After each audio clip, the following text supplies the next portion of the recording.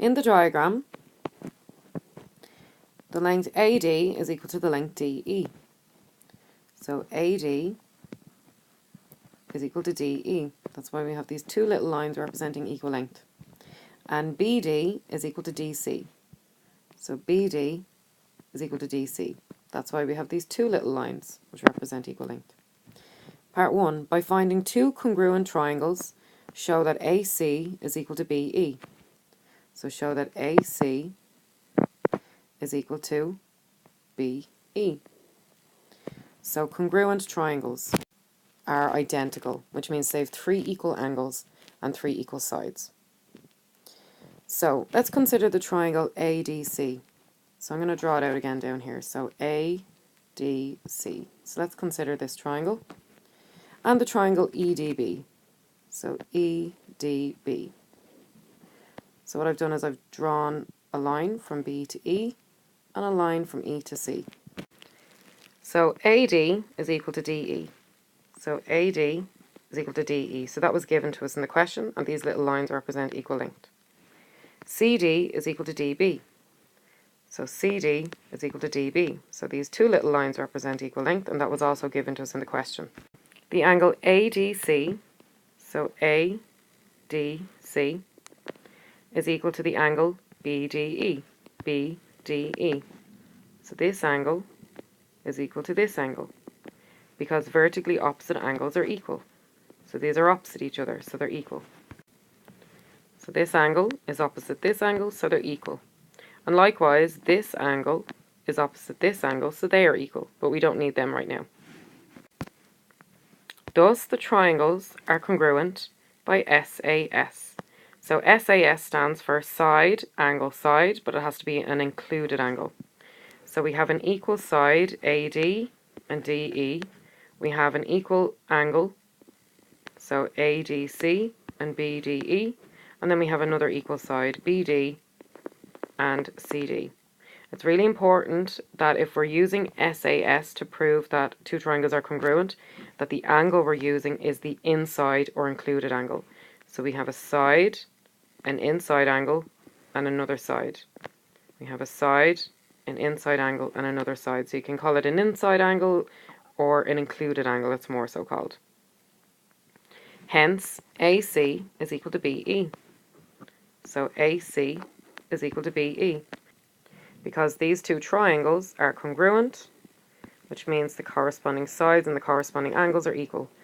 So AC must be equal to BE. So AC is equal to BE. So I have three little lines and three little lines which represent equal length.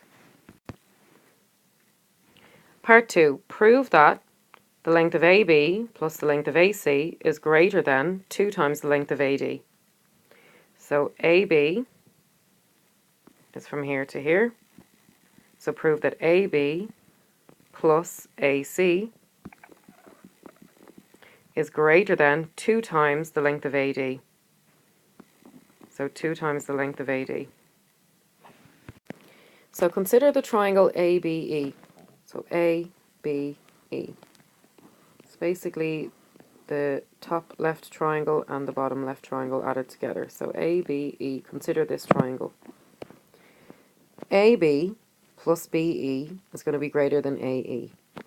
So AB plus BE is going to be greater than AE. Then AB plus AC is going to be greater than AE. So AB plus AC is going to be greater than AE. Because remember, the length of BE is equal to the length of AC. So then AB plus AC must be greater than 2 times the length of AD. Because AE, which is from here to here, is twice AD. So AD times 2 will give us AE. So AB plus AC is greater than 2AD, which is what we were asked to prove. Part 3, hence. So hence means using what you've just found. Explain why at least one of AB and AC must be greater than AD. So one of them, at least, AB or AC, must be greater than AD. So the length must be greater than AD. Well, let's say if AB was less than or equal to AD. So if AB was less than or equal to AD, and if AC was less than or equal to AD, so AC was less than or equal to AD, then AB plus AC, so AB plus AC, would be less than or equal to 2AD. So AD plus AD is 2AD. So basically add what's on the left of the inequality sign. AB plus AC is AB plus AC. And AD plus AD is 2AD. So if AB was less than or equal to AD, which we're not saying it is, we're just saying if. So if AB was less than or equal to AD, and if AC was less than or equal to AD, if AC was less than or equal to AD, we'd end up with AB plus AC is less than or equal to 2AD. Now this statement contradicts part 2. In part 2 we proved that AB plus AC was greater than 2AD. And now we're saying AB plus AC is less than or equal to 2AD. So since this contradicts part 2, and we've proved part 2 to be true, thus at least one of AB and AC must be greater than AD. We're not saying which is greater, but we're saying that at least one of them must be. Because the two of them added together is greater than 2 times AD.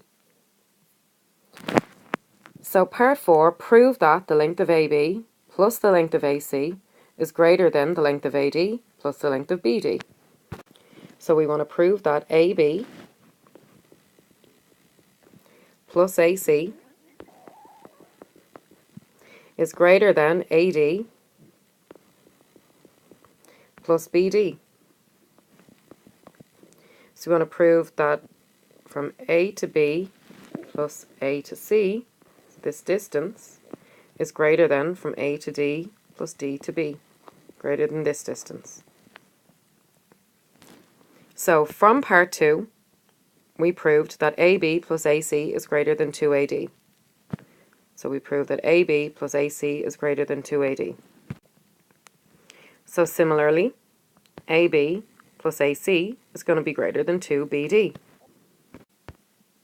So where did I get this from? Well, AB plus AC is greater than BC. So AB plus AC is going to be greater than BC. And BC is the same thing as 2BD. So from here to here is BC, then it's the same thing as twice BD, because BD times 2 will give us BC. So AB plus AC is greater than 2BD. So if we add them together, AB plus AB is 2AB, AC plus AC is 2AC, bring down your greater than symbol, and 2AD plus 2BD gives us 2AD plus 2BD. If we divide across by 2, we get AB plus AC is greater than AD plus BD. And that's what we were asked to prove.